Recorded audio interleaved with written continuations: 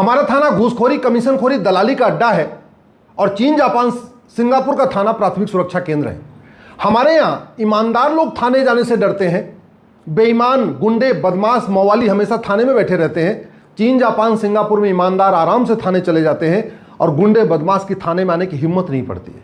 हमारे यहाँ झूठी शिकायत होती है, झूठी जांच होती है, झूठी गवाही होती है और झूठी चार्जशीट भी फाइल कर दी जाती है।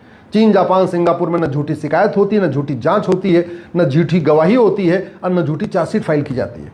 हमारे यहाँ एफआईआर लिखवाने के लिए कई बार आपको सांसद विधायक से सिफारिश करवानी पड़ती है। चीन, जापान, सिंगापुर में जाइए, आप लिख के दीजिए, तुरंत शिकायत हो जाएगी, तुरंत एफआईआर आपका दर्ज हो जाएगा।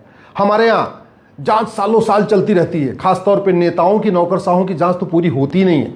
कई बार तो ऐसा होता है जिसके खिलाफ मुकदमा लिखा गया वो खुद ही खत्म हो जाता है, उसके बाद जांच अपने आप बंद हो जाती है। चीन, जापान, सिंगापुर में तो 1 महीने 2 महीने के अंदर जांच पूरी हो जाती है। हमारे यहाँ हर प्रदेश की पुलिस का अलग रवैया होता है। केरल की पुलिस के अलग बिहेवियर है, यूपी का पुलिस अलग तरीके से काम करती है, दिल्ली पुलिस अलग तरीके से काम करती है। चीन, जापान, सिंगापुर में पूरे देश में पुलिस का व्यवहार एक समान होता है। हमारे यहाँ सत्ता बदलते ही पुलिस का व्यवहार बदल जाता है। यूपी में भी अखिलेश की सरकार में अलग व्यवहार रहता है पुलिस का, बाबा जी आ गए, योगी जी, तो पुलिस का व्यवहार अलग है। ममता जी थी बंगाल में तो पुलिस का व्यवहार अलग था, जब से शुवेंदु जी आए पुलिस का व्यवहार अलग हो गया। तो सत्ता बदलते ही पुलिस का व्यवहार बदल जाता है। चीन, जापान, सिंगापुर, अमेरिका, इजराइल, कोई प्रधानमंत्री हो जाए, कोई राष्ट्रपति हो जाए, किसी की सत्ता आ जाए, पुलिस के रवैये में कोई चेंज नहीं आता। पुलिस उसी तरीके से काम करती रहती है, पुलिस उससे प्रभावित नहीं होती सत्ता से। हमारे यहाँ फर्जी इनकाउंटर होता है, चीन, जापान, सिंगापुर में फर्जी इनकाउंटर नहीं होता। हमारे यहाँ नेता के साथ अलग व्यवहार पुलिस करती है, जनता के साथ अलग व्यवहार करती है, गरीब के साथ अलग व्यवहार करती है, अमीर के साथ अलग करती है, मजदूर के साथ अलग व्यवहार होता है, मालिक के साथ अलग व्यवहार होता है। चीन, जापान, सिंगापुर में पुलिस का व्यवहार सबके लिए एक समान होता है। लगभग थोड़ा बहुत डिफरेंस तो रहेगा लेकिन सबके लिए एक समान होता है।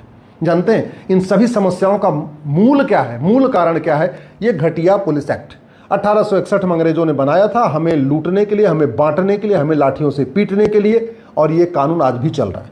इसी 1861 वाले पुलिस एक्ट का उपयोग करके जलियांवाला बाग में गोली मारी गई थी। इसी का कानून का उपयोग करके लाल बाल पाल को पीटा गया, भगत सिंह, सुखदेव, राजगुरु को फांसी हुई। इसी घटिया पुलिस एक्ट का उपयोग करके वीर सावरकर जी को काला पानी दिया गया। दुर्भाग्य देखिए, हमारे देश में जितने विरोधी पार्टियां होती हैं सब सत्ता के ऊपर उत्पीड़न का आरोप लगाती हैं कि सत्ता के इशारे पे पुलिस हमारा उत्पीड़न करती है, लेकिन कभी वो पुलिस रिफॉर्म की बात नहीं करती, कभी इस घटिया कानून को बदलने की मांग नहीं करती। जानते हैं क्यों? क्योंकि उनको लगता है कि ये कानून जब तक रहेगा पुलिस सत्ता के गुलाम बनी रहेगी। अभी एक पार्टी की सत्ता गुलाम है, कल को हम भी पार्टी में आ जाएंगे, पुलिस हमारी सत्ता के गुलाम हो जाएगी, तो हम इसी कानून का उपयोग करके पुलिस से वसूली करवाएंगे। हमारे देश में हवलदार, थानेदार